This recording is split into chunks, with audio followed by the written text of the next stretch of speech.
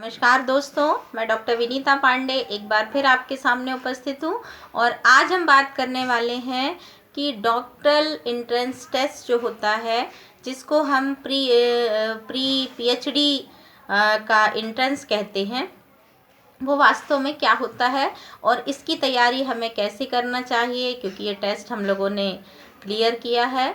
और मैं उसी के आधार पर आपको ये बताना चाहूँगी कि जब हम पीएचडी का जो नया नियम है उसके अनुसार हम सभी को सबसे पहले एंट्रेंस टेस्ट देना होता है, और एंट्रेंस टेस्ट के बाद फिर हमारा सिलेक्शन होता है और हम पीएचडी के लिए एलिजिबल हो जाते हैं।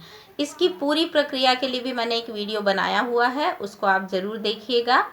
साथ ही ये जानना ज़रूरी होता है कि इस एंट्रेंस टेस्ट के लिए हमको किन किन सब्जेक्ट्स को पढ़ना होता है और क्या करना पड़ता है, सबसे ज़्यादा किस तरह के क्वेश्चंस आते हैं, तो इसको आपको ज़रूर ध्यान देना है।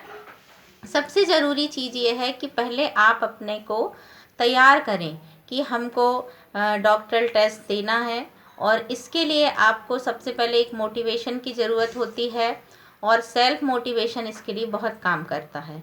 तो हम सभी को ये ज़रूर पता होना चाहिए कि जब हम कोई काम करने जाते हैं तो पहले हम अभिप्रेरित हों, एक नई ऊर्जा के साथ हम सभी काम करेंगे। और इसके लिए जो आपके, जैसे यदि हम डॉक्टरल, मान लीजिए आप अगर इकोनॉमिक्स से कर रहे हैं या हिंदी से कर रहे हैं, सबसे पहले तो हमें ये देखना होता है कि हमारा पीजी सब्जेक्ट क्या है, और उसी के आधार पर हमको इसकी तैयारी करनी होती है। लेकिन यदि हम देखें तो हमको सबसे ज़्यादा जो है इस पेपर में आपको रिसर्च का जो ज्ञान होता है वो बहुत होता है और होना चाहिए। तो हम सभी को रिसर्च मेथोलॉजी जो है इसके लिए बहुत अच्छे से पढ़नी होती है। रिसर्च में आप सभी जब पीजी करते हैं तब आप देखते होंगे आप एक प्रोजेक्ट या डिजर्टेशन बनाते हैं।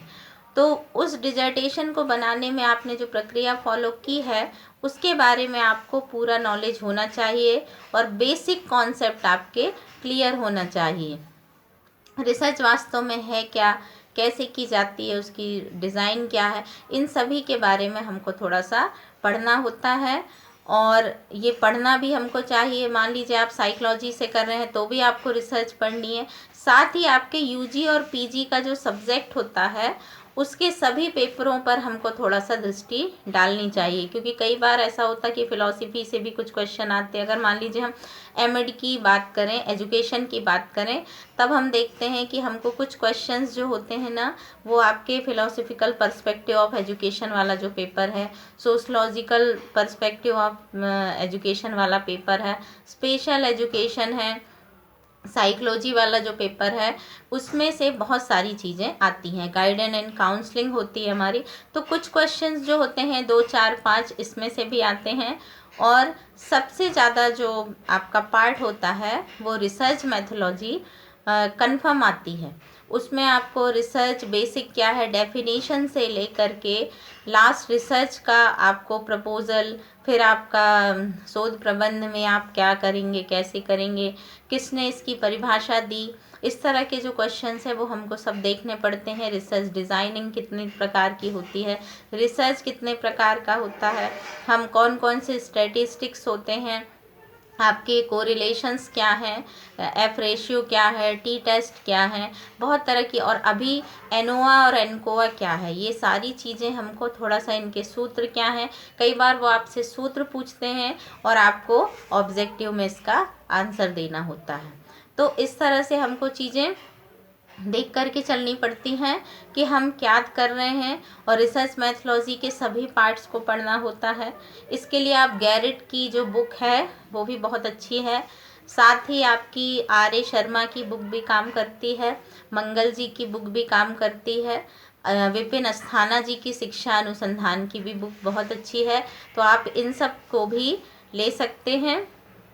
और साथ ही आपको अपने पीजी, मान लीजिए आप बीएड एमएड जो है उसको भी हमें थोड़ा सा देखना है, मैनेजमेंट और बाकी चीज़ें, कहाँ से कौन सी चीज़ उससे रिलेटेड होती है, इन सब को हमें थोड़ा सा देखना होता है। प्रॉब्लम क्या होती है, उसका सिलेक्शन कैसे करते हैं, इस तरह की जो कुछ चीज़ें हैं, बेसिक रिसर्च मैथोलॉजी जो है वो हमको ज़रूर आना चाहिए। तो आशा है कि आपको मेरे इस वीडियो से अपने एंट्रेंस में काफ़ी सहायता प्राप्त होगी और आप इस पीएचडी के एंट्रेंस को बहुत अच्छे से क्लियर कर लेंगे। आज के लिए बस इतना है, बाकी जानकारी हम आपको अगले वीडियो में देंगे। धन्यवाद।